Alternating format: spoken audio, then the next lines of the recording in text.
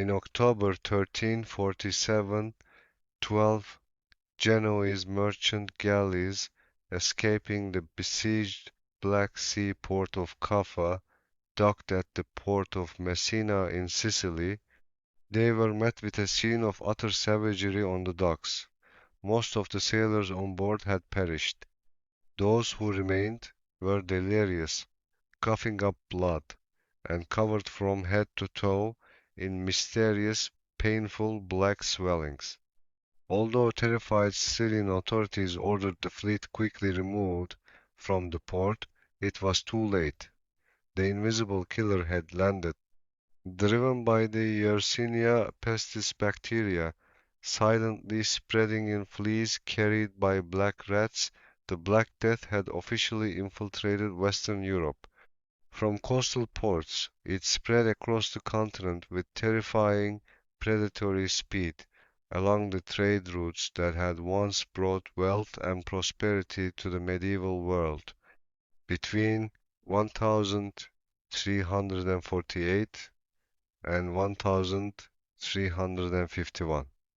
When the epidemic reached its peak, Europe was shaken by an existential horror unlike anything humanity had ever seen.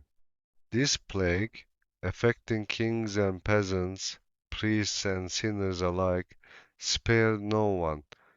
In crowded and unsanitary cities like Florence, Paris, and London, the dead piled up faster than they could be buried, forcing desperate communities to dig massive mass graves outside the city walls. Medieval medicine, deeply rooted in ancient theories about bodily fluids and toxic planetary alignments, was utterly powerless against this onslaught. Physicians donned primitive masks and burned aromatic herbs to ward off what they believed to be bad air, but their efforts were futile.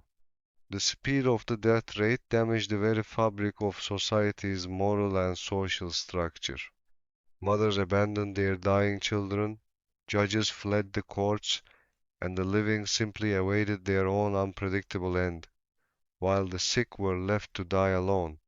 When the first great wave of the plague finally subsided, it left behind a wounded and unrecognizable continent, having claimed the lives of between 25 and 50 million people, almost half of Europe's population. However, from this unprecedented cataclysm, a structural earthquake was born that shattered the old world order forever. This massive and sudden loss of human life completely collapsed the feudal system that had lasted for centuries.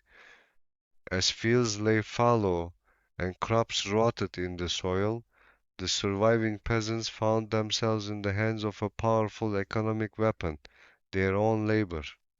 Landowners, desperate for workers, were forced to abandon compulsory labor duties, lower rents, and pay significantly higher wages.